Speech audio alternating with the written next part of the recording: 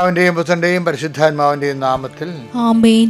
എൻ്റെ പ്രിയപ്പെട്ടവരെ, എല്ലാവർക്കും എൻ്റെ സ്നേഹവന്ദനം. ഇന്ന് കർത്താവ് നിങ്ങളെ അനുഗ്രഹിക്കട്ടെ എന്ന് പ്രാർത്ഥിച്ചുകൊണ്ട് നമ്മൾ ആരംഭിക്കുകയാണ്. അമ്മേ, പരിശുദ്ധ അമ്മേ, അമ്മേ പരിശുദ്ധമ്മേ, ദേവമാതാവേ, ദൈവമാതാവേ, അന്ന് അങ്ങ് കൃപാസനത്തിൽ പ്രത്യക്ഷപ്പെട്ട് വരാൻ പോകുന്ന മഹാദുരന്തത്തിൽ നിന്ന് രക്ഷപ്പെടാനും എല്ലാവർക്കും വേണ്ടി പ്രാർത്ഥിക്കാനും ആവശ്യപ്പെട്ടിട്ട് ഈ വേളയിൽ കൃപാസനത്തിലൂടെ ഞങ്ങൾക്കും ഈ ദേശത്തിനും അങ്ങ് മധ്യസ്ഥം തേടി തന്ന എല്ലാ അനുഗ്രഹങ്ങൾക്കും കൃപകൾക്കും ഞങ്ങളിപ്പോൾ ഹൃദയം നിറഞ്ഞ നന്ദി പറയുന്നു.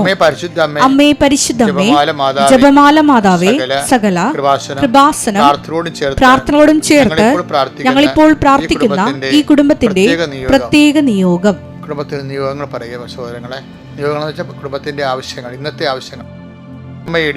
അമ്മയുടെ പ്രത്യക്ഷീകരണത്തിന്റെ ഈ ദ്വാദശക വേളയിൽ ഞങ്ങൾക്ക് സാധിച്ചു തരുവാൻ കനിയണമേ. ആമേൻ. വിശ്വാസ പ്രമാണം. സർവശക്തനായ പിതാവും ആകാശത്തിന്റെയും ഭൂമിയുടെയും സൃഷ്ടാവുമായ ദൈവത്തിൽ ഞാൻ വിശ്വസിക്കുന്നു. അവിടുത്തെ ഏകപുത്രനും ഞങ്ങളുടെ കർത്താവുമായ ഈശോ മിശിഹായിലും ഞാൻ വിശ്വസിക്കുന്നു.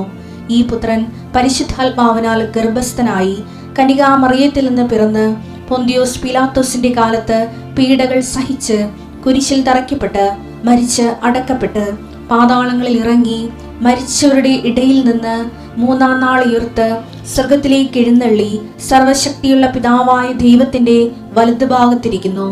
അവിടെ നിന്ന് ജീവിക്കുന്നവരെയും മരിച്ചവരെയും വിധിക്കുവാൻ വരുമെന്നും ഞാൻ വിശ്വസിക്കുന്നു. പരിശുദ്ധാത്മാവിലും ഞാൻ വിശ്വസിക്കുന്നു. വിശുദ്ധ കത്തോലിക്കാ സഭയിലും പുണ്യവാന്മാരുടെ ഐക്യത്തിലും പാപങ്ങളുടെ മോചനത്തിലും ശരീരത്തിന്റെ ഉയർപ്പിലും നിത്യമായ ജീവിതത്തിലും ഞാൻ വിശ്വസിക്കുന്നു. ആമേൻ. സ്വർഗ്ഗസ്ഥനായ ഞങ്ങളുടെ പിതാവേ, അങ്ങയുടെ നാമം പൂജിതമാകണമേ. അങ്ങയുടെ രാജ്യം വരണമേ. അങ്ങയുടെ തിരുമനസ് സ്വർഗത്തിലെ പോലെ ഭൂമിയിലും ആകണമേ. അന്നു വേണ്ടുന്ന ആഹാരം ഇന്ന് ഞങ്ങൾക്ക് തരണമേ. ഞങ്ങളോട് തെറ്റ് ചെയ്യുന്നവരോട് ഞങ്ങൾ ക്ഷമിക്കുന്നത് പോലെ ഞങ്ങളുടെ തെറ്റുകൾ ഞങ്ങളോടും ക്ഷമിക്കണമേ. ഞങ്ങളെ പ്രലോഭനത്തിൽ ഉൾപ്പെടുത്തരുതേ, തിന്മയിൽ ഞങ്ങൾ രക്ഷിക്കണമേ. ആമേൻ. കർത്താവ് അങ്ങയുടെ കൂടെ സ്ത്രീകളിൽ അങ്ങ് അനുഗ്രഹിക്കപ്പെട്ടവളാകുന്നു. അങ്ങയുടെ ഉദരത്തിൻ ഫലമായി ഈശോ അനുഗ്രഹിക്കപ്പെട്ടവനാകുന്നു. പരിശുദ്ധ മറിയമേ, തമ്പുരാന്റെ അമ്മേ, പാപികളായ ഞങ്ങൾക്ക് വേണ്ടി ഇപ്പോഴും ഞങ്ങളുടെ മരണസമയത്തും തമ്പുരാനോട് അപേക്ഷിക്കണമേ. ആമേൻ. എൻ്റെ പ്രിയപ്പെട്ടവരെ, നമ്മൾ പ്രാർത്ഥനയിലേക്ക് പോകുന്നു. അനുദിന അനുഗ്രഹ പ്രാർത്ഥനയിലേക്ക്. ഇത് വലിയൊരു മഹാ ബ്ലെസ്സിങ് ആയിട്ട് കരുതണമേ. കാര്യം ഇങ്ങനെ എല്ലാ ദിവസവും ഒരു അനുഗ്രഹം കിട്ടി നമ്മൾ ഒരുമിച്ച് പ്രാർത്ഥിച്ച് പോകാൻ കഴിയണത് ദൈവത്തിൻ്റെ സംരക്ഷണം നമുക്ക് ലഭിക്കാനുള്ള ഏറ്റവും വലിയ മാർഗമാണ്. കർത്താവിൻ്റെ ഉന്നതമായ നാമത്തിന് സ്വസ്ഥം ചെയ്യുന്നു. ഇന്നത്തെ ദിവസം ജനുവരി 11 തീയതി ശനിയാഴ്ച എല്ലാ മക്കളെയും അങ്ങയുടെ തിരുസന്നിധിയിൽ പരിശുദ്ധ അമ്മയുടെ മാധ്യസ്ഥത്തിൽ സമർപ്പിക്കുന്നു. കർത്താവേ, ഇന്നത്തെ എല്ലാ ജീവിതത്തിലും ഇന്നത്തെ യാത്രാ ജീവിതമുണ്ട്. പല മക്കളും ഈ ദിവസങ്ങളിൽ റോഡിൽ ജീവിക്കുന്നവരാണ്. വണ്ടിയെ തന്നെ ചിലരൊക്കെ. അപ്പോൾ അവരുടെ ജീവിതം റോഡിലായിരിക്കും. റോഡിൽ ജീവിക്കുന്ന അനേകം പേരുണ്ട്. മാസങ്ങളൊക്കെ ജീവിക്കുന്ന ആൾക്കാരുണ്ട്. ഇപ്പോഴും ബ്ലോഗർമാരൊക്കെ ഉണ്ട് മാസങ്ങളോളം റോഡിൽ ജീവിക്കുന്നവർ. അല്ല, നേരത്തെ ലോറി ഡ്രൈവർമാരുണ്ടാവും. അവരുടെ ജീവിതവും റോഡിൽ തന്നെയാണ്. നമ്മളുടെയൊക്കെ പലരുടെയും ജീവിതം റോഡിലാണ്. അതുകൊണ്ട് തന്നെ റോഡ് നമ്മുടെ ജീവിതത്തിൻ്റെ വലിയ ഭാഗമാണ്. റോഡിൽ സഞ്ചരിക്കേണ്ടി വരുന്ന എല്ലാ സാഹചര്യങ്ങളെയും കർത്താവെ നിൻ്റെ തിരുസന്നിധിയിൽ സമർപ്പിക്കണം. ചെറിയ വാഹനങ്ങൾ തൊട്ട് വലിയ വാഹനങ്ങളെ സഞ്ചരിക്കുന്ന മക്കളെ സംബന്ധിച്ച് പ്രാർത്ഥിക്കുന്നു. തിരക്കിൽ സഞ്ചരിക്കുന്നവരുണ്ട്. ഈശോയെ, സഞ്ചരിച്ച് കഴിയുമ്പോൾ തിരക്ക് കൂടി വരികയും നമ്മൾക്ക് എത്തേണ്ട സ്ഥലത്ത് സമയത്തിൻ്റെ പ്രശ്നങ്ങളുണ്ടാകുകയും നമ്മുടെ കൺട്രോൾ പോവുകയും ചെയ്യുന്ന സമയമുണ്ട്. കർത്താവെ, അങ്ങനെയുള്ള എല്ലാ സാഹചര്യങ്ങളിലും എതിരെ വരുന്ന വാഹനങ്ങളെ സംബന്ധിച്ച് പ്രാർത്ഥിക്കുന്നു. കുറുകെ വരുന്ന വാഹനങ്ങളെ സംബന്ധിച്ച് പ്രാർത്ഥിക്കുന്നു. കർത്താവെ, യാത്ര തുടങ്ങി തിരിച്ച് വീട്ടിലെത്തുന്നതുവരെ സ്വസ്ഥവും സുരക്ഷിതവും സമാധാനത്തോടെ തിരിച്ചെത്താൻ നിങ്ങളുടെ യാത്രകളെ പരിശുദ്ധമ്മ ദേവമാതാവിനെ ഏൽപ്പിക്കുന്നു. നിങ്ങളുടെ വാഹനങ്ങളെ ഏൽപ്പിക്കുന്നു. അത് കൈകാര്യം ചെയ്യുന്ന എല്ലാ സമയങ്ങളെയും സമർപ്പിച്ച് പ്രാർത്ഥിക്കുന്നു. കർത്താവിൻ്റെ കരുണ. പിന്നെ നിങ്ങളുടെ യാത്രയുടെ ലക്ഷ്യങ്ങൾ 100 പേരുണ്ടെങ്കിൽ 100 ലക്ഷ്യങ്ങളിലേക്കാണ് യാത്ര ചെയ്യണത്. ചിലപ്പോൾ അവിടെ കഴിവുകൊണ്ട് ചെയ്യാൻ പറ്റുന്നതായിരിക്കാം. അമിതമായി അവിടെ കഴിവിനെ ആശ്രയിക്കും. അത് നടക്കാതെ വരുമ്പോൾ നമ്മുടെ ദിവസവും പോകും, സമയവും പോകും. കർത്താവെ, യാത്രകൾ ദൈവത്തിൽ ആശ്രയിച്ചുകൊണ്ട് യാത്ര ചെയ്യാനുള്ള കൃപ അങ്ങനെ മക്കൾക്ക് നൽകണമെന്ന് പ്രാർത്ഥിക്കുന്നു. പോകുന്ന സ്ഥലങ്ങളിൽ ഇടപെടുന്ന വ്യക്തികൾ, കണ്ടുമുട്ടുന്ന വ്യക്തികൾ, ചെയ്യുന്ന കാര്യങ്ങൾ, സംസാരിക്കുന്ന വർത്തമാനങ്ങൾ എല്ലാം ഇന്ന് പരിശുദ്ധ ദേവമാതാവിൻ്റെ മധ്യസ്ഥത്തിലെ ഈശോയ്ക്ക് സമർപ്പിക്കുന്നു. കർത്താവെ, ഉദ്യമങ്ങൾ നീ അനുഗ്രഹിക്കണമേ, ഉദ്യമങ്ങൾ നീ അനുഗ്രഹിക്കണമേ. ഞങ്ങളുടെ പരിധി നിൽക്കാത്ത വിഷയങ്ങളെ നീ ഏറ്റെടുക്കുകയും അങ്ങനെ സന്ധിക്കുകയും ചെയ്യണമേ. കർത്താവ്, ഞങ്ങൾക്കുണ്ടാകുന്ന ചില ക്ലേശങ്ങളെ വിശ്വാസം വർദ്ധിപ്പിക്കാനും പ്രാർത്ഥന എരിവുള്ളതാക്കാനും ദൈവത്തിൽ ആശ്രയിക്കുവാനും ഞങ്ങളെ പഠിപ്പിക്കണമേ. ആത്മാവേ, പരിശുദ്ധാത്മാവേ, എല്ലാ അനുഭവങ്ങളിലൂടെയൊക്കെ കർത്താവിലേക്ക് ഞങ്ങൾ തിരിച്ചെത്തുവാനുള്ള കൃപയായി ഞങ്ങളെ വിവേചിക്കുകയും നയിക്കുകയും ചെയ്യണമെന്ന് പ്രാർത്ഥിക്കുന്നു. എൻ്റെ കർത്താവിൻ്റെ ഉന്നതമായ നാമത്തിൽ സാമ്പത്തിക വിഷയങ്ങൾ ഇന്ന് കർത്താവിൻ്റെ തിരുസന്നിധിയിൽ സമർപ്പിച്ച് പ്രാർത്ഥിക്കുന്നു. ആരോഗ്യ വിഷയങ്ങൾ സമർപ്പിച്ച് പ്രാർത്ഥിക്കുന്നു. സാമ്പത്തിക മേഖലയിൽ പോകുന്നവർ, സാമ്പത്തിക സ്ഥാപനങ്ങളിൽ പോകുന്നത്, സാമ്പത്തിക വിഷയങ്ങൾക്ക് വേണ്ടി പോകുന്നത്, ആരോഗ്യ പരിപാലനത്തിനായി പോകുന്നത്, ആശുപത്രി പോകുന്നവർ എല്ലാവരെയും കർത്താവ് അനുഗ്രഹിക്കട്ടെ. കർത്താവെ, ജീവിത ഉദ്യമങ്ങൾക്ക് വേണ്ടി ഓരോ വ്യക്തികളെ കണ്ടുമുട്ടാൻ പോകുന്ന വ്യക്തികളെ ഞാൻ ആശ്രയിക്കുന്നു. പേരേക്ക് സ്ഥാനം കാണുന്ന ദിവസങ്ങളുണ്ട്, സ്ഥാനം കാണുന്നവരുണ്ട്, പരിപാടി തുടങ്ങുന്നവരുണ്ട്, അടുക്കളപ്പണി വർക്ക് ചെയ്യാൻ തുടങ്ങുന്നവരുണ്ട്. അങ്ങനെ പല പുതിയ ഉദ്യമങ്ങൾ തുടങ്ങുന്നത് ആൾക്കാർ ശനിയാഴ്ചയാണ്. അതുകൊണ്ട് തന്നെ അങ്ങനെയുള്ള എല്ലാ ഉദ്യമങ്ങളെയും, കടകമ്പോളങ്ങൾ നടത്തുന്നവരുണ്ട്, പുതുതായിട്ട് കട ആരംഭിക്കുന്നവരുണ്ട്, പുതുതായിട്ട് തൊഴിലിടുന്നവരുണ്ട്. കർത്താവെ, പലതരത്തിൽ ഈശോയെ ചാലും കാവൽക്കാരും മീൻ വളർത്തുന്നവരും മീൻ പിടിക്കുന്നവരുണ്ട് ഈശോയെ. അവരെല്ലാം നീ ഏൽപ്പിച്ച് പ്രാർത്ഥിക്കുന്നു ഈശോയെ. അവരുടെ ഉദ്യമങ്ങളെല്ലാം നീ ആശീർവദിക്കണ കർത്താവ്. ചാലുകളിൽ മീൻ ചത്തുപോകുന്നതായിട്ട് പരാതി പറയുന്നവരുണ്ട്. അങ്ങനെയുള്ള എല്ലാ മക്കളെയും അതുകൊണ്ട് എന്തുകൊണ്ടാണോ ഞങ്ങൾ ജീവിക്കുന്നത് ആ ജീവിത മേഖലകളിൽ നീ ഇപ്പോൾ ആശീർവദിക്കണം. അതിൻ്റെ ദോഷതടസ്സങ്ങൾ യേശുക്രിസ്തു നാമത്തിൽ ഞാൻ ബന്ധിക്കുന്നു. യേശു സ്തോത്രം, യേശു നന്ദി, യേശു ആരാധന. ഹല്ലേലൂയ. പ്രിയമുള്ളവരെ, പിന്നെ ഉണ്ടല്ലോ, നമ്മൾ എന്നും കൊന്നും ഇങ്ങനെ വിശ്വാസികളായാൽ മാത്രം മതിയോ? കർത്താവ് ആഗ്രഹിക്കുന്നത് നമ്മൾ വളരണമെന്നാണ് ആഗ്രഹിക്കുന്നത്. അപ്പം നമ്മൾ ആദ്യം കേവല വിശ്വാസികളാകും, കേവല വിശ്വാസികൾ പിന്നെ സാക്ഷികളാകും, സാക്ഷികൾ പിന്നെ ശിഷ്യന്മാരാകും, ശിഷ്യന്മാർ പിന്നെ അപ്പോസ്തലന്മാരാകും. അങ്ങനെ ആത്മീയ വളർച്ചയ്ക്ക് വ്യത്യസ്തമായ ഘട്ടങ്ങളുണ്ട്. അല്ലാതെ 60 വയസ്സാകുമ്പോഴും ഒരു വിശ്വാസിയായിട്ട് ജീവിച്ചിട്ട് ഒരു കഥയുമില്ല. കുറച്ച് കഴിയുമ്പോൾ നമ്മുടെ കട്ടയമ്പഴം മടക്കി ഇവിടുന്ന് വണ്ടി വിട്ട് പോകേണ്ടി വരും. അപ്പോൾ ഒരു വിശ്വാസിയായിട്ടാണ് പോണത്. അങ്ങനെയല്ല, കർത്താവ് ഒരു ശിഷ്യന്മാരായിട്ട് പോകണം. അത് കർത്താവ് അങ്ങനെ തിരിച്ചാണ് ആൾക്കാരെ കാണുന്നതേ. ചിലപ്പോൾ ഈശോ പറയത്തില്ലേ, അവർ രഹസ്യമായി ഈശോ പഠിപ്പിക്കായിരുന്നവരെ. കാരണം ആൾക്കാർ പൊതുവായിട്ടുള്ളപ്പോൾ ജനങ്ങളോട് പറയുന്ന കാര്യങ്ങളല്ല കർത്താവ് ശിഷ്യന്മാരോട് പറയണത്. ശിഷ്യന്മാരോട് പറയാൻ വേണ്ടി മാത്രം ഈശോ രഹസ്യമായിട്ട് ഇവരെ ചില സ്ഥലങ്ങളിൽ കൊണ്ടുപോവുകയും ശിഷ്യത്വത്തിൻ്റെ പണിശാലകളുടെ വലിയ പാഠങ്ങൾ പറഞ്ഞു കൊടുക്കുകയും ചെയ്യും. അപ്പോൾ ഇവരെല്ലാം ഒരുപോലെ ഇരിക്കുന്ന നിങ്ങൾ കരുതണത് ഒരിക്കലുമല്ല. അതുകൊണ്ട് സന്തോഷത്തോടെ സാക്ഷ്യം, ബൈബിളിൽ എങ്ങനെയാണെന്ന് വെച്ചാൽ സന്തോഷത്തോടെ സാക്ഷ്യം വഹിക്കാൻ കഴിഞ്ഞാൽ, ക്രിസ്തുവിന് വേണ്ടി, വചനത്തിന് വേണ്ടി അല്പം തേങ്ങ സഹിക്കുമ്പോൾ സന്തോഷം തോന്നിയാൽ നീ ശിഷ്യനാണെന്ന് മനസ്സിലാക്കാം. അങ്ങനെ ഒരു ഭാഗമുണ്ട് ബൈബിളിൽ. കർത്താവിൻ്റെ ക്ലേശം അനുഭവിക്കുമ്പോൾ നമുക്ക് സന്തോഷം തോന്നണം.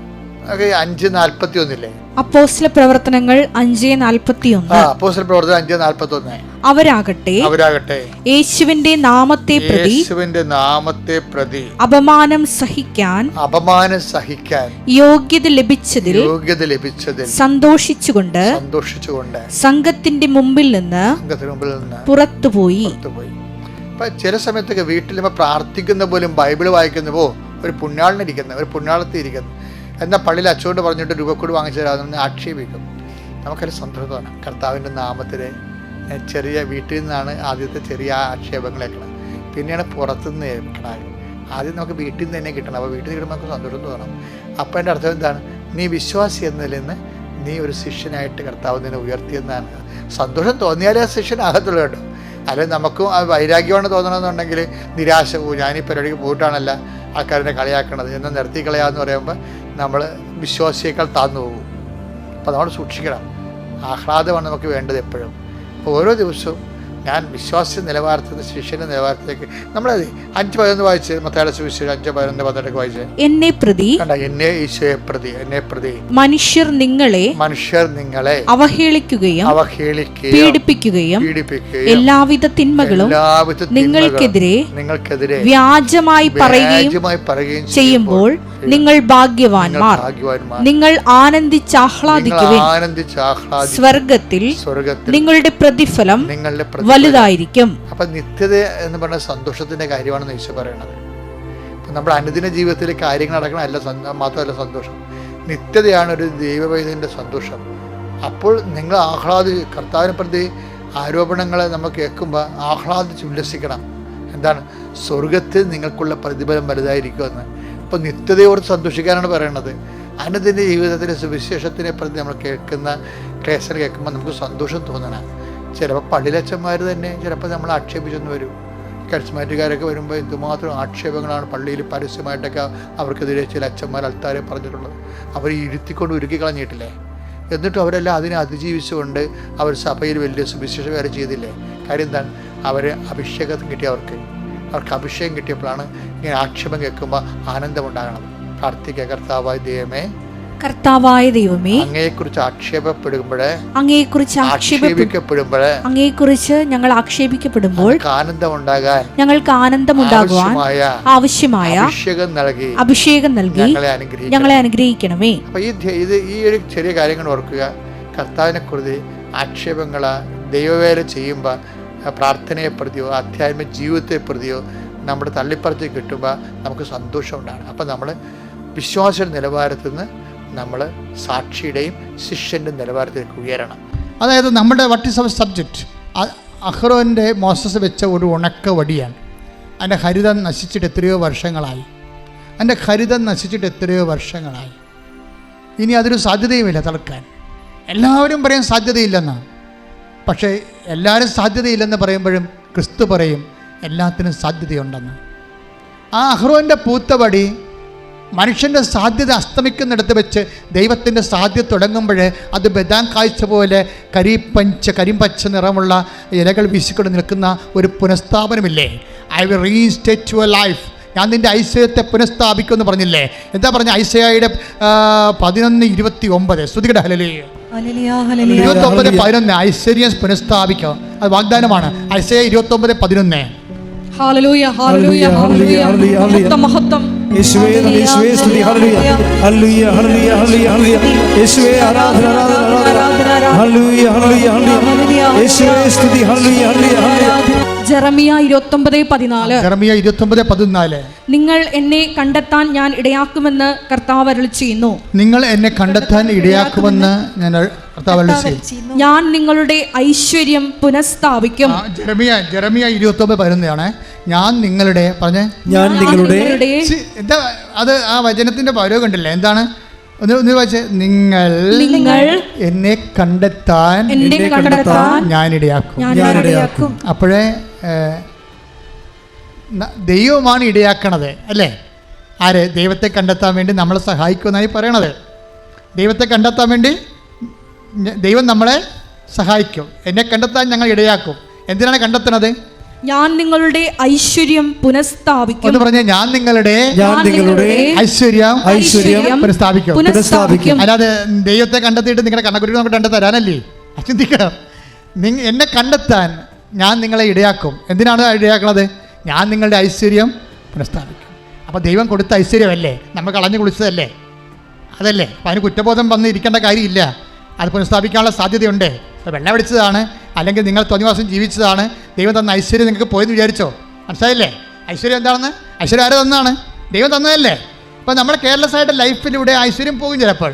ഓരോ കാര്യത്തിലൊക്കെ ഇപ്പോൾ തന്നെ ചിലർ, ഇപ്പോൾ കഴിഞ്ഞ ദിവസം ഒരു ലേഡി ഇവിടെ സാക്ഷ്യം പറഞ്ഞത്, ഒരു മലേഷ്യൻ ലേഡി ഇംഗ്ലീഷിൽ പറഞ്ഞില്ലേ, ഒരു സാക്ഷ്യം, മലേഷ്യൻ ഇംഗ്ലീഷിലൊരു സാക്ഷ്യം പറഞ്ഞു. അവരെന്നാ പറഞ്ഞത്? അവരെന്തോ ഈ സാത്താൻ്റെ വർഷിപ്പ് പുസ്തകങ്ങളൊക്കെ, പിന്നെ ഹാരി പോട്ടറിൻ്റെ പുസ്തകങ്ങളൊക്കെ വായിച്ച് തലക്ക് പിടിച്ച്. ഇപ്പോൾ ഒരു അച്ഛൻ പ്രസംഗിച്ചില്ലേ ഇന്നാൾ, നമ്മൾ യൂട്യൂബിലുണ്ട്, അച്ഛൻ്റെ പേരൊക്കെ നിങ്ങൾക്ക് അറിയാം. അപ്പോൾ അത് അദ്ദേഹത്തിൻ്റെ ഒരു കാലഘട്ടങ്ങളിൽ അദ്ദേഹം കാരണക്ക് ഗുണമില്ലാത്ത പുസ്തകങ്ങൾ വായിച്ച് ഭ്രാന്ത് പിടിച്ച് അവസാനം കർത്താവിനെ അറിഞ്ഞപ്പോൾ എല്ലാം കത്തിച്ച് കളഞ്ഞു. ഇതുപോലെ ഈ മലേഷ്യൻ ലേഡിക്ക് സംഭവിച്ചത് അതാണ്. അവരൊരു കാലത്ത് വഴിത്തിരിഞ്ഞ് പോയി ഹാരി പോട്ടറൊക്കെ വായിച്ച്, പിന്നെ വേറെ മാജിക്കും ഒക്കെ വായിച്ച് മാന്ത്രികമായ ലോകത്ത് നിന്ന് വിശ്വാസം പോയി. വിശ്വാസത്തിൻ്റെ അപകട മേഖലയെ ചരിക്കാതിരിക്കാൻ നമ്മളെപ്പോഴും ശ്രദ്ധിക്കണം. വിശ്വാസം കൈമാറാൻ പിന്നെ ഭയങ്കര പാടാണ് തിരിച്ചു പിടിക്കാൻ. ഇവർ ക്രിസ്തുവിനെ അറിഞ്ഞു കഴിഞ്ഞപ്പോൾ അവരുടെ അമ്മ ഓൺലൈൻ ഉടമ്പടി എടുത്തത്, ഓൺലൈനോട് ലൈറ്റക്കാൻ്റെ പേര് ക്രിസ്തുവാണ് അമ്മ ചെയ്യണത്, ഈ മകളെ സമർപ്പിച്ചുകൊണ്ട്. പിന്നെ മകൾക്ക് ഈ പുസ്തകങ്ങളുടെ വിപ്രതിപത്തിയായിട്ട് അവൾ തിരിച്ച് ദൈവത്തിലേക്ക് വരുന്ന അട്ടിപ്പൊളി ഇംഗ്ലീഷ് സാക്ഷ്യം. ഇത് കഴിഞ്ഞ ദിവസം പറഞ്ഞാൽ മലേഷ്യൻ ഗേള് അവർ പറഞ്ഞിരിക്കണ പേര് ഞാൻ പറഞ്ഞു പോകാൻ സോറി, ഞാൻ ഓർത്തില്ല പേര്, അതാണ് ഇപ്പോൾ ആ സാക്ഷ്യം കയറുമെന്ന് ഞാൻ ഓർത്തില്ല. അപ്പോൾ എന്നെ സംഭവിച്ചു കഴിഞ്ഞാൽ അവിടെ ആ സാക്ഷ്യങ്ങളിൽ വരണ വിഷയം, ഒരു കാലത്ത് ദൈവം അവർക്ക് കൊടുത്ത ഐശ്വര്യമൊക്കെ അവർ ഇതുപോലെയുള്ള അലവലാതി സാത്താൻ പുസ്തകങ്ങളൊക്കെ വായിച്ചു. സാത്താൻ പുസ്തകം തന്നെ വായിക്കണമെന്ന് നിർബന്ധമില്ല. സാത്താൻ വർഷിപ്പുള്ള ആൾക്കാർ കൂട്ടുകാരായിട്ട് ഉണ്ടായാൽ മതി. സാത്താൻ വർഷിപ്പുള്ള ആൾക്കാർ കൂട്ടുകാരായിട്ട് ഉണ്ടായാൽ മതി. ക്രമേണ നിൻ്റെ വിശ്വാസം പോകും. കാരണം വിശ്വാസത്തിന് നല്ല വെയിൽ കെട്ടണം. വിശ്വാസത്തിനൊരു കുഴപ്പമുണ്ട്, വിശ്വാസത്തിന് നല്ല വെയിൽ കെട്ടണം. അതുകൊണ്ടാണ് ഈ വചനം വിതച്ച് കഴിഞ്ഞിട്ട് വെയിൽ കെട്ടിയെന്ന് പറഞ്ഞിട്ടില്ലേ? ഇല്ലേ? കർത്താവ് പറഞ്ഞിട്ടില്ലേ? വചനം വിതച്ച് കഴിഞ്ഞിട്ട് അതിന് ചുറ്റും വെയിൽ കെട്ടി. അപ്പോൾ വിശ്വാസത്തിനെ എപ്പോഴും സംരക്ഷിക്കണമെങ്കിൽ നമ്മൾക്ക് അപകട മേഖലയിൽ നിന്ന് നമ്മൾ മാറണം. എപ്പോഴും സംസർഗത്തിൻ്റെ അടയാളം, നമ്മുടെ കൂട്ടുകാർ, നമ്മളോട് ഇടപഴകുന്നവർ, അതുപോലെ തന്നെ അവരിൽ നിന്നൊക്കെ അവർ സംസാരിച്ചാലും നമ്മൾ സംസാരിക്കാൻ നിൽക്കരുത്, ഇൻട്രാക്ഷൻ ഒന്നും പോകരുത്. കാര്യം വിശ്വാസം നിലനിർത്തുക, സംരക്ഷിക്കുക, അതിന് വില കൊടുക്കുകയൊക്കെ വിശ്വാസിയുടെ അവകാശമാണ്, ഉത്തരവാദിത്വമാണ്. പക്ഷെ അങ്ങനെ ഒരു വിഷയം വന്ന് ഐശ്വര്യം പോയി. പക്ഷെ ഇൻ കേസ് നിൻ്റെ ഒരു കൂട്ടുകെട്ടിലൂടെയോ അല്ലെങ്കിൽ നിൻ്റെ തന്നെ വഴിപിഴച്ച ജീവിത രീതി കൊണ്ടോ നിൻ്റെ ഐശ്വര്യം പോയാൽ എന്നേക്കുമായിട്ട് പോകുമെന്ന് ദൈവപൈതലെ നീ കരുതി വിഷമിക്കരുത്. കർത്താവ് എന്താ പറഞ്ഞത്? I will reinstate you in your own soil. എസക്കേലിൻ്റെ 36 take the word of God 37:14. ശ്രദ്ധിക്കട്ടെ. ഹല്ലേലൂയ ഹല്ലേലൂയ ഹല്ലേലൂയ ഹല്ലേലൂയ ഹല്ലേലൂയ യേശുവേ നന്ദി. ഹല്ലേലൂയ ഹല്ലേലൂയ ഹല്ലേലൂയ. എസക്കേൽ 37:14. ശ്രദ്ധിക്കട്ടെ. ഹല്ലേലൂയ ഹല്ലേലൂയ ഹല്ലേലൂയ ഹല്ലേലൂയ ഹല്ലേലൂയ ഹല്ലേലൂയ. എസക്കേൽ 37:14. എൻ്റെ ആത്മാവിനെ ഞാൻ നിങ്ങളിൽ നിവേശിപ്പിക്കും. പറഞ്ഞു, എൻ്റെ ആത്മാവിനെ ഞാൻ നിങ്ങളിൽ നിവേശിപ്പിക്കാം. നിങ്ങൾ ജീവിക്കും. ഞാൻ നിങ്ങളെ നിങ്ങളുടെ സ്വന്തം ദേശത്ത് വസിപ്പിക്കും. അപ്പൊ സ്വന്തം ദേശത്തേക്ക്, കണ്ടവന്റെ ദേശത്ത് അടിമയായി ജീവിക്കരുന്ന്. അതാണ് ഈ പറയണത്. നിങ്ങൾ സ്വന്തം ദേശത്ത് വസിപ്പിക്കുന്ന പറഞ്ഞാൽ നിങ്ങൾ കണ്ടവന്റെ ദേശത്ത്, സാത്താൻ്റെ ദേശത്ത് അടിമയായിട്ട് ജീവിക്കരുന്ന്. അപ്പം നിങ്ങൾ അടിമയായിട്ടാണ് ഇന്ന് ജീവിക്കണമെന്നുണ്ടെങ്കിൽ ഐ വിൽ റീസെറ്റിൽ യു എന്നാണ് പറയണത്. റീസെറ്റിലിംഗ് എന്ന് പറയണത് ഉടമ്പടിയുടെ വാഗ്ദാന പ്രകാരമാണ്. ആ ബദാം കാഴ്ച അഹറോൻ്റെ ഉണക്ക വടിയില്ലേ, ആ വടിയെ റീഇൻസ്റ്റേറ്റ് ചെയ്യാണ്, പുനഃസ്ഥാപിക്കുകയാണ്, ഐശ്വര്യം പുനഃസ്ഥാപിക്കുകയാണ്. അതാണ് ജെറമിയ 29:11. ഞാൻ നിൻ്റെ ഐശ്വര്യം പുനഃസ്ഥാപിക്കും. അപ്പം നിൻ്റെ വിവാഹമായാലും അതുപോലെ തന്നെ എന്ത് ജീവിതമായാലും ഏതെല്ലാം രീതി നിനക്ക് ചൈതന്യം കെട്ടുപോയെന്ന് വിചാരിച്ചോ അതെല്ലാം പുനഃസ്ഥാപിക്കാനുള്ള സാധ്യത ഉടമ്പടിയിലുണ്ട്. അത് ദൈവത്തിൻ്റെ വാഗ്ദാനങ്ങളുള്ളത് കൊണ്ട് തന്നെ ഉടമ്പടിയുടെ ഭാഗമാണ്. അതുകൊണ്ട് തന്നെ അമ്മ നിനക്ക് വേണ്ടി മധ്യസ്ഥം വഹിക്കും. പക്ഷെ അമ്മ മധ്യസ്ഥം വഹിക്കുമ്പോൾ ഒരു കാര്യം ചിന്തിക്കണം കേട്ടോ. അമ്മ നമ്മളെ മുഖത്തേട്ട് നോക്കുമ്പോഴേ നമുക്ക് വേറെ സ്ഥലത്തേക്ക് നോക്കേണ്ടി വരരുത്. അതാണ് എൻ്റെ ആൾക്കാരുടെ പ്രശ്നം. നിൻ്റെ ഐശ്വര്യം പുനഃസ്ഥാപിക്കാൻ വേണ്ടി അമ്മ നിൻ്റെ മുഖത്തേക്ക് നോക്കും. അപ്പം നിനക്ക് ചമ്മി അടപ്പ് തെറിച്ച് വേറെ സ്ഥലത്ത് നോക്കേണ്ടി വരരുത്. അമ്മ നിന്നെ കണ്ടാൽ കർത്താവിന് തിരുസേനെ പ്രസൻറ്റബിൾ ആയിരിക്കണം. നീ ഉടമ്പടി നിന്നെ പ്രസൻറ്റബിൾ ആക്കും. എന്ന് വെച്ച് കഴിഞ്ഞാൽ കർത്താവിന് തിരുസന്നിധിയിൽ അവർക്ക് വേണ്ടി ഇത് ചെയ്ത് കൊടുക്കണമെന്ന് പറയാനുള്ള അമ്മ പറഞ്ഞാൽ പിന്നെ യേശു കേൾക്കും. പക്ഷെ നിന്നെ കാണുമ്പോൾ അമ്മയ്ക്ക് തോന്നണം നിന്നെ പ്രസൻറ്റ് ചെയ്യാൻ പറ്റിയ ആളാണെന്ന്. മനസ്സിലായില്ലേ? നിന്നെ കണ്ടാൽ അമ്മയ്ക്ക് തോന്നണം നിന്നെ കർത്താവിൻ്റെ അടുത്ത് കൊണ്ടുപോയി അവർക്കതില്ല, അവനിതില്ലെന്ന് പറയാൻ പറ്റിയ ആളാണ് നീ എന്ന് പറയാൻ നീ പ്രസൻറ്റബിൾ ആകണം. ഉടമ്പടി നിന്നെ പ്രസൻറ്റബിൾ ആക്കുമെന്ന് ഞാൻ പറഞ്ഞതിൻ്റെ കാരണം എന്താണെന്ന് അറിയാമോ? കാര്യം ഉടമ്പടിയിൽ ഇപ്പോൾ 7:4 എടുത്തേ, ലൂക്കാന്റെ സുവിശേഷം 7:4. ശ്രദ്ധിക്കട്ടെ. ലൂക്ക 7:4. അവർ യേശുവിന്റെ അടുത്ത് വന്ന് കേണപേക്ഷിച്ചു പറഞ്ഞു, നീ ഇത് ചെയ്തു കൊടുക്കാൻ അവൻ അർഹനാണ്. എന്തെന്നാൽ അവൻ നമ്മുടെ ജനത്തെ സ്നേഹിക്കുന്നു. നമുക്ക് ഒരു സിനഗോഗ് പണിയിച്ചു തരികയും ചെയ്തിട്ടുണ്ട്. യേശു അവരോടൊപ്പം പുറപ്പെട്ടു. അതാണ് I will come with you wherever you go. അതനുസരിച്ചാണ് ഈ പോണത്. അല്ലെങ്കിൽ ഇത് പറയേണ്ട ആവശ്യമില്ല. യേശുവിന് ആ മനുഷ്യൻ്റെ അടുത്ത് പോകേണ്ട ഒരു കാര്യമില്ല. ഇവിടെ നിന്ന് പറഞ്ഞാൽ മതി, സുഖം പ്രാപിക്കട്ടെ എന്ന് പറഞ്ഞാൽ മതി, സുഖം പ്രാപിക്കും. പക്ഷെ പോണ യേശു അവനോട് പുറപ്പെട്ടെന്ന് പറഞ്ഞാൽ പണ്ട് നൽകിയ ഒരു വാഗ്ദാനത്തോട് ദൈവം കാണിക്കുന്ന വിശ്വസ്തതയാണ്. I will come with you wherever you go. നീ എവിടെയാണ് പോകണമെന്നോ അവിടെ ഞാൻ വരും. വീട്ടിലെങ്കിൽ വീട്ടിൽ, മരണ വീട്ടിൽ, ആശുപത്രി കിടക്കുക, വെന്റിലേറ്ററിൽ I will come with you. അതാണ് ഉടമ്പടി കണ്ടുകൊണ്ടിരിക്കുന്നത്. ദൈവം കാലങ്ങൾക്ക് മുമ്പ് മനുഷ്യരാശി കൊടുത്ത വാഗ്ദാനമില്ലേ ഉടമ്പടി പ്രകാരമുള്ള സാന്നിധ്യത്തിൻ്റെ സംരക്ഷണം. അതാണ് ഈ സാന്നിധ്യം കൊണ്ട് ഉദ്ദേശിക്കുന്നത്. I will come with you, ഞാൻ നിൻ്റെ കൂടെ വരും. ഉടമ്പടി എടുക്കുമ്പോൾ സംഭവിക്കുന്ന ഏറ്റവും വലിയ സംഭവം ദൈവത്തിൻ്റെ സാന്നിധ്യമാണ്. അതുകൊണ്ടാണ് നിങ്ങളുടെ വിശുദ്ധി പാലിക്കണമെന്ന് പറയണത്. ഉടമ്പടി പ്രകാരം നമ്മൾ വിശുദ്ധി പാലിക്കണമെന്ന് പറഞ്ഞതിൻ്റെ കാരണം നമ്മുടെ കൂടെയുള്ള ആൾ വിശുദ്ധനാണ്. എൻ്റെ പിതാവ് പരിപൂർണ്ണനായിരിക്കുന്ന പോലെ നിങ്ങളും പരിപൂർണ്ണനായിരിക്കണം. Be holy as your heavenly father is holy.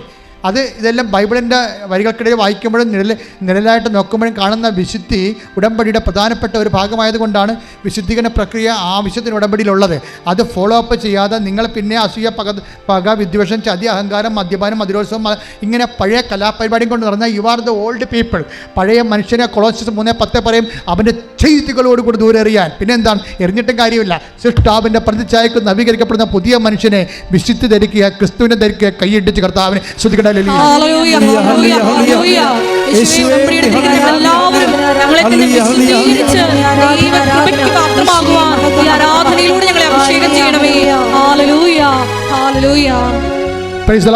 എന്താ വിഷയം നിങ്ങൾ ശ്രദ്ധിച്ച് നോക്കിയേ. എന്താണ് ഈ പ്രസന്റബിൾ ആക്കണത്? ക്രിസ്തുവിൻ്റെ മുമ്പിൽ ഈ യഹൂദ പ്രമാണിയെ സദാധിപനെ റോമക്കാരനെ പ്രസന്റബിൾ ആക്കുകയാണ്. ആരാക്കുന്നു? യഹൂദ പ്രമാണികളാക്കുന്നു. രണ്ട് കാര്യങ്ങളാണ് പറയണത്. എന്താണ്? ഇവൻ ഇത് ചെയ്തു കൊടുക്കാൻ ഇവൻ യോഗ്യനാണ്. എന്താ കാര്യം? അവൻ നമ്മുടെ ജനത്തെ സ്നേഹിക്കുന്നു. അതെന്താണ്? അത് കൽപ്പനയുടെ ഭാഗമാണ്. എല്ലാത്തിനും ഉപരി ദൈവത്തെ സ്നേഹിക്കാൻ, നിന്നെപ്പോലെ തന്നെ നിൻ്റെ അയൽക്കാരനെ സ്നേഹിക്കുക. അതെ, ജനത്തെ സ്നേഹിക്കുന്നു. രണ്ടാമത്തെ എന്താണ്? നമുക്കൊരു സിനഗോഗും പണിത് തന്നിട്ടുണ്ട് എന്ന് പറഞ്ഞാൽ എന്താണ്? ദൈവത്തെ സ്നേഹിക്കുന്നു. അതിലെ സംഭവം. അപ്പോൾ ഇവൻ ഇത് ചെയ്ത് കൊടുക്കുക. ഇപ്പം അമ്മ മാതാവിൻ്റെ മാധ്യസ്ഥത്തിൽ നിൻ്റെ കാര്യം ഇപ്പം നീ അയൽ ടേസ്റ്റ് എടുത്ത് 7 പ്രാവശ്യം തോറ്റ പാർട്ടിയാകാം. ചിലപ്പോൾ 4 സ്ഥലത്ത് ഇപ്പോൾ ഒരു ദിവസം ഒരു അപ്പച്ചനെ കാണിച്ച് 7 സ്ഥലത്തും ജപ്തിയാണ്. 7 സ്ഥലത്തും ജപ്തിയായ അപ്പച്ചനെ കാണുമ്പോൾ അമ്മയുടെ ഞാൻ കൊണ്ടുവന്ന് കൊടുക്കും. നിങ്ങൾക്കറിയാമല്ലോ, എനിക്ക് എപ്പോഴും രേഖ വേണം എന്ന് പറഞ്ഞാൽ എന്തിനാണെന്നറിയാമോ? നമ്മൾ അച്ഛൻ്റെ അടുത്ത് നിങ്ങൾ വരുമ്പോൾ രേഖയാണ് ഞാൻ കൊടുക്കുന്നത് അമ്മയുടെ. അപ്പോൾ അമ്മയ്ക്ക് തോന്നണം ഈ 7 സ്ഥലത്തും ജപ്തിയുള്ള ആൾക്ക് ഇത് ചെയ്ത് കൊടുക്കാൻ അവൻ അർഹനാണെന്ന് തോന്നണമെങ്കിൽ എന്ത് ചെയ്യണം? അവൻ ജനത്തെ സ്നേഹിക്കണം, മനുഷ്യനെ സ്നേഹിക്കണം. അതുകൊണ്ടാണ് ഞാൻ നിങ്ങളോട് പറയണത്, രോഗികളെ പോയി കാണണം, ആശുപത്രി സന്ദർശിക്കണം, മനുഷ്യനെ സ്നേഹിക്കണം, വസ്ത്രമില്ലാത്തവർക്ക് വസ്ത്രം കൊടുക്കണം, അതുപോലെ തന്നെ ഭക്ഷണമില്ലാത്തവർക്ക് ഭക്ഷണം കൊടുക്കണം, മനുഷ്യനെ സ്നേഹിക്കണം. പിന്നെ എന്താണ്? അവൻ നമുക്കൊരു സിനഗോഗ് പണിത് തന്നിട്ടുണ്ട്. ദൈവത്തെ സ്നേഹിക്കണം. ദൈവത്തെ സ്നേഹിക്കാൻ വേണ്ടിയാണ് കർത്താവിനെ അറിയാത്തത് അറിയിക്കുന്നത്, അറിഞ്ഞവരെ ആഴപ്പെടുത്തുന്നത്, സുവിശേഷ വേല ചെയ്യണത്, കൃപാസനം പത്രം മേടിച്ച് കൊടുക്കുന്നത്, യൂട്യൂബ് സബ്സ്ക്രൈബ് ചെയ്യണത്, യൂട്യൂബ് ഷെയർ ചെയ്യണത്, എല്ലാം ദൈവത്തെ സ്നേഹമാണ്. മനസ്സിലായില്ലേ? അപ്പോൾ ഇത് നിങ്ങളുടെ കപ്പാസിറ്റി കൂട്ടുകയാണ്. നിങ്ങളിതൊന്നും ചെയ്യത്തില്ല, വെറുതെ ഒരു ചെടുത്തി പ്രത്യക്ഷിക്കുന്ന പ്രാർത്ഥന ചൊല്ലിക്കൊണ്ടിരിക്കുകയാണ്. വല്ല കഥയുണ്ട്. അവരെ എങ്ങനെ പ്രസൻറ്റ് ചെയ്യും മാതാവ്? നിങ്ങളെപ്പോഴും മനസ്സിലാക്കേണ്ടത്, അതായത് ഒരു പണിയും ചെയ്യാതെ പ്രത്യക്ഷിക്കുന്ന പ്രാർത്ഥന മാത്രം ചൊല്ലിക്കൊണ്ടിരിക്കുന്നവരെ നിങ്ങൾ ആദ്യം ചിന്തിക്കേണ്ടത് മാതാവിൻ്റെ കാല് പൊങ്ങാതിരിക്കാൻ നോക്കിയേക്കണം. കാര്യം മാതാവ് ഈ സർപ്പത്തിൻ്റെ തലയിട്ട് ചവിട്ടുന്ന കാലോട് നിൻ്റെ തലയിട്ട് ചവിട്ടാൻ ഇടവരുത്തരുത്. എന്തിനാണ്? നീ മര്യാദക്ക് ആദ്യം നീ പ്രസൻറ്റബിൾ ആക്കണം ദൈവത്തിൻ്റെ തിരുസന്നിധിയിൽ. അമ്മയ്ക്ക് പറയാൻ കഴിയണം, അല്ലെങ്കിൽ ഇവന് ചെയ്തു കൊടുക്കാൻ കർത്താവേ ഈശോ ഇവൻ യോഗ്യനാണ്, ഇവൾ യോഗ്യനാണ്. എന്താണ്? ദൈവത്തെ സ്നേഹിക്കുന്നു. ദൈവത്തെ സ്നേഹിക്കുന്ന ഭാഗമായിട്ട് അവൾ ദൈവത്തിൻ്റെ വേല ചെയ്യുന്നുണ്ട്. ചമ്മലില്ലാതെ ചളിപ്പില്ലാതെ കൃപാസനം പത്രം കൊണ്ടുനടന്ന് കൊടുക്കും. ആ സാക്ഷ്യം കാണുന്നവരൊക്കെ ദൈവത്തെ സ്നേഹിച്ച് തിരിച്ചു വരും. അല്ലേ? അതാണ് പ്രേക്ഷിത ബലം. ദൈവത്തെ സ്നേഹിക്കുന്നതാണത്. അല്ല കൃപാസനം പത്രം കൊടുക്കാൻ അല്ല വിഷയം. ദൈവത്തെ സ്നേഹിക്കുന്നു. ആ സാക്ഷ്യം കേൾക്കുമ്പോൾ തന്നെ ആൾക്കാർ വരും. അപ്പോൾ 2 വീട്ടിൽ കൊണ്ട് ചെല്ലുമ്പോൾ പറയും, ഇത് ഞങ്ങൾക്ക് കിട്ടിയതാണ്, ഇത് കഴിഞ്ഞ ആഴ്ച തിലക്കാൻ കിട്ടിയതാണ്. അപ്പോൾ പിന്നെ എന്ത് ചെയ്യും? പിന്നെ തിരിച്ച് വീട്ടിൽ പോകും. അങ്ങനെയല്ല, 2 വീട്ടിൽ പോകുന്നത് എടുത്തില്ല, ഇനി 3ാമത്തെ വീട്ടിൽ ചില ചമ്മലാണ്. ഈ ആൾക്കാർ എന്തിനാണ് ഇത്രയും കഷ്ടപ്പെടുന്ന ഉടമ്പടി ചെയ്യണത്? അതാണ് പ്രശ്നം. അപ്പം നിങ്ങളുടെ വയറ്റിപ്പഴപ്പ് നടക്കുകയും ചെയ്യണം, ദൈവത്തിനിട്ട് പണി കൊടുക്കുകയും ചെയ്യണം. എൻ്റെ അമ്മേ, ഇങ്ങനെ കുറേ എണ്ണം ഉടമ്പെടുക്കുന്നവർക്ക്. അപ്പോൾ എപ്പം നമ്മൾ ശ്രദ്ധിക്കേണ്ട ഇതാണ്, നിങ്ങൾ പ്രസൻറ്റബിൾ ആകണം ദൈവത്തിൻ്റെ സന്നിധിയിൽ. നിങ്ങൾ കാണുമ്പോൾ മാതാവിന് പറയണം അവൾ ദൈവത്തെ സ്നേഹിക്കുന്നുണ്ട്. എന്താണ് അമ്മയുടെ ജോലി? എന്താണ്? ക്രിസ്തുവിനെ അറിയാത്തവരെ അറിഞ്ഞവരെ ആഴപ്പെടുത്തുകയും ചെയ്യുന്നതാണ്. ക്രിസ്തുവിനെ പിതാവിനെ വാങ്ങിക്കുകയും വയറ്റിനിട്ട് വളർത്തുകയും പെറ്റ് വീട്ടിൽ നിർത്തി വളർത്തുകയും കുരിശോടുകൂടി വന്ന് അവസാനം ലോകത്തിന് പരിഹാര ബലിയെ ഏൽപ്പിക്കുകയും ചെയ്ത ഒരു കൈമാറ്റമുണ്ട്, ക്രിസ്തു കൈമാറ്റം. അതാണ് മെരിയൻ ഇവാഞ്ചലിസേഷൻ എന്ന് പറയുന്നത്. ആ ക്രിസ്തു കൈമാറ്റമാണ് നമ്മൾ യൂട്യൂബിലൂടെ ചെയ്യണത്, ഷെയർ ചെയ്തുകൊണ്ട്. ആ ക്രിസ്തു കൈമാറ്റമാണ് നമ്മളെ പത്രം കൈമാറിക്കൊണ്ട് വിശ്വാസ കൈമാറ്റം ചെയ്യണത്. ആ ക്രിസ്തു കൈമാറ്റമാണ് മൗത്ത് നമ്മൾ ചെയ്യണത്. കാണുമ്പോൾ എന്തെങ്കിലും പ്രശ്നങ്ങൾ ആരെങ്കിലും പറഞ്ഞാൽ ഉടനെ പറയും നിങ്ങൾ ഉടമ്പടി എടുക്കാൻ ആൾക്കാർ പറയും. അങ്ങനെയാണ് ആൾക്കാർ ഉടമ്പടി എടുക്കുന്നത്. അതാണ് ദൈവത്തെ സ്നേഹിക്കുന്നത് പറയണത്. ഉടമ്പടിയുടെ പ്രധാനപ്പെട്ട കാര്യമാണ്. പിന്നെ എന്താണ്? ഇവൻ നമ്മുടെ ജനത്തെ സ്നേഹിക്കുന്നു എന്നല്ലേ പറയണത്, മനുഷ്യനെ സ്നേഹിക്കുന്നു. മനുഷ്യനെ സ്നേഹിക്കാനാണ് ഈശോ പറഞ്ഞത്, ഞാൻ ചെയ്തതുപോലെ അത് അവൻ പറയണ പോലെ ചെയ്യുക. ഞാൻ രോഗിയായിരുന്നു, നിങ്ങളെന്നെ സന്ദർശിച്ചു. രോഗികളെ പോയി കാണണം, സന്ദർശിക്കണം, ഭക്ഷണം കൊടുക്കണം, നിന്നെ ഉടുപ്പിക്കണം, വസ്ത്രം കൊടുക്കണം, അറിവില്ലാത്തവർക്ക് അറിവ് കൊടുക്കണം, മനുഷ്യനെ സ്നേഹിക്കണം. ഈ 2 കാര്യം ഉടമ്പടിയിൽ 20% പ്രേയറും അതേസമയം തന്നെ 40% പ്രേക്ഷിത പ്രവർത്തനവും ദൈവത്തെ സ്നേഹിക്കുന്നതും 40% മനുഷ്യനെ സ്നേഹിക്കുന്നതാണ് ഉടമ്പടി. അതാണ് എല്ലാത്തിനേക്കും ദൈവത്തെ സ്നേഹിക്കുക, തന്നെ പ്രതിൻ്റെ അയൽക്കാരനെ സ്നേഹിക്കുക. കൽപ്പനകളുടെ സാരസംഗ്രഹമാണെങ്കിലും അതിൻ്റെ കൃത്യമായ പ്രായോഗിക പദ്ധതിയാണ് ഉടമ്പടി. അതുകൊണ്ടാണ് ഉടമ്പടി സത്യമായി ചെയ്യുന്ന ആൾക്കാർക്ക് ഉടമ്പടി ഈ 6 അല്ല 60 കാര്യങ്ങളുടെ മേലും ദൈവം ഹല്ലേലൂയ പറയുന്നതിൻ്റെ കാരണം അതാണ്. അപ്പം അങ്ങനെ ഈ ധ്യാനം കഴിയുമ്പോൾ നിങ്ങൾ സത്യസന്ധമായിട്ട് ദൈവദൃശ്യത്തിൻ്റെയും അമ്മ മാതാവിൻ്റെ മുമ്പിൽ നിങ്ങൾ ഈശ്വരൻ്റെ മുമ്പിൽ അവതരിപ്പിക്കാൻ പറ്റുന്ന വലിയൊരു സാക്ഷിയായി ദൈവം മാറാൻ നിങ്ങളെ ദൈവം അനുഗ്രഹിക്കട്ടെ. സ്തുതിക്കട്ടെ. ഹല്ലേലൂയ.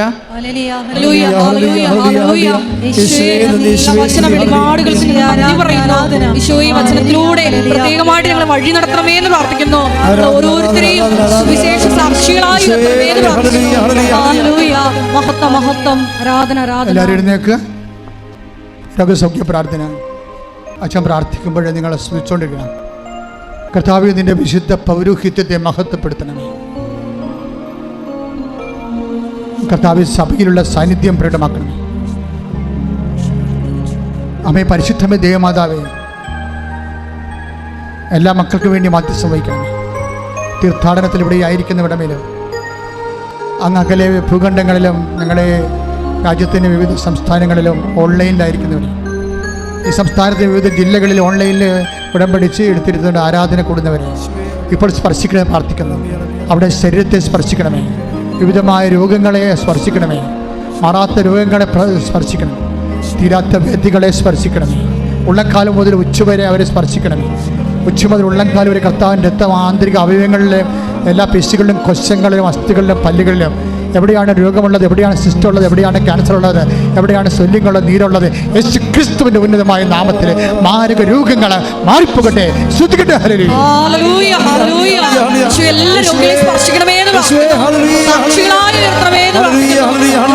വിശുദ്ധ പരമദിവ്യകാരുണ്യത്തിന് കൈ രണ്ടും കൂടി നെഞ്ചത്ത് വെച്ചുകൊണ്ട് പ്രാർത്ഥിക്കാം. വീട് ഇല്ലാത്തവര്, വീട് സ്ഥലമില്ലാത്തവര്, വീട് സ്ഥലവുമില്ലാത്തവർ, ജോലി ഇതുവരെ ഒത്തുവരാത്തവർ, ജോലി നഷ്ടപ്പെടാൻ പോകുന്നവർ, ഓഫർ ലെറ്റർ വന്നിട്ട് വിസ കിട്ടാത്തവർ,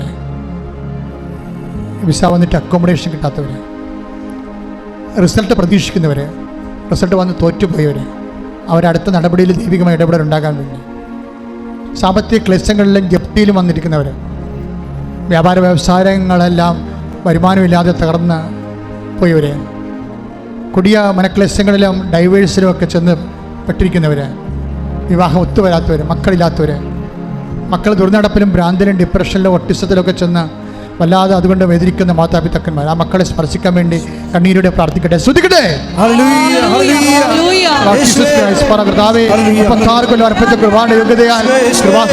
ജീവനോടെ പ്രത്യക്ഷപ്പെട്ട പരിശുദ്ധ അമ്മയുടെ മാധ്യസ്ഥതയിൽ നടത്തി അൾത്താരയിൽ നടന്ന 10,000 ആരാധന ശക്തിയാൽ പിതാവിന്റെയും പുത്രന്റെയും പരിശുദ്ധ നാമത്തിൽ മാരക രോഗങ്ങൾ, തീരാവേദന, ജീവിത ദുരിതങ്ങൾ യേശു ക്രിസ്തുവിന്റെ നാമത്തിൽ മാറിപ്പോകട്ടെ.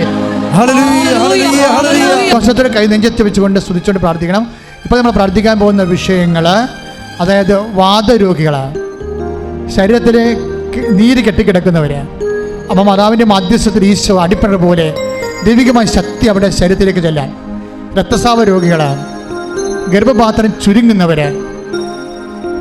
കുടലുകൾ ചുരുങ്ങുന്നവർ, കിഡ്നി ചുരുങ്ങുന്നവർ, കരൾ ചുരുങ്ങുന്നവർ, ശ്വാസകോശം ചുരുങ്ങുന്നവർ, തലച്ചോറ് ചുരുങ്ങുന്നവർ, അവിടെ മേലെല്ലാം കർത്താവിൻ്റെ രക്തം നിറയാൻ വേണ്ടി ശ്രദ്ധിക്കട്ടെ. അതെല്ലാം വികസിച്ച് സ്വാഭാവികമായി ഐശ്വര്യം, അതിൻ്റെ ഐശ്വര്യങ്ങൾ പുനഃസ്ഥാപിക്കാൻ വേണ്ടി പ്രാർത്ഥിക്കുന്ന കർത്താവേ, നിന്റെ വിശുദ്ധ പൗരോഹിത്യത്തെ മഹത്വപ്പെടുത്തണമേ. കർത്താവേ, സഭയിലുള്ള സാന്നിധ്യം പ്രകടമാക്കണമേ. 36 വർഷം ഞാൻ അർപ്പിച്ച കൃപാനയുടെ യോഗ്യത കൃപാസനത്താറെ ജീവനോടെ പ്രത്യക്ഷപ്പെട്ട പരിശുദ്ധ അമ്മയുടെ മധ്യസ്ഥതയിൽ ഈ അൾത്താരയിൽ നടന്ന 10,000 ആരാധന ശക്തിയാൽ മാരക തടസ്സങ്ങൾ, ജീവിത ദുരിതങ്ങൾ, രോഗങ്ങൾ മാറിപ്പോകട്ടെ. പരിശുദ്ധ പരമ ദിവ്യകാരുണ്യത്തിന് പരിശുദ്ധ പരമ ദിവ്യകാരുണ്യത്തിന്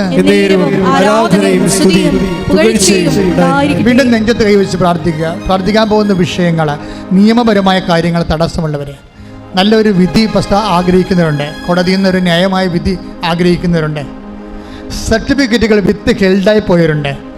യൂണിവേഴ്സിറ്റിയിലായാലും മറ്റു സ്ഥലങ്ങളായാലും ചിലപ്പോൾ സർട്ടിഫിക്കറ്റുകൾ കാണാതെ പോയവരുണ്ട്.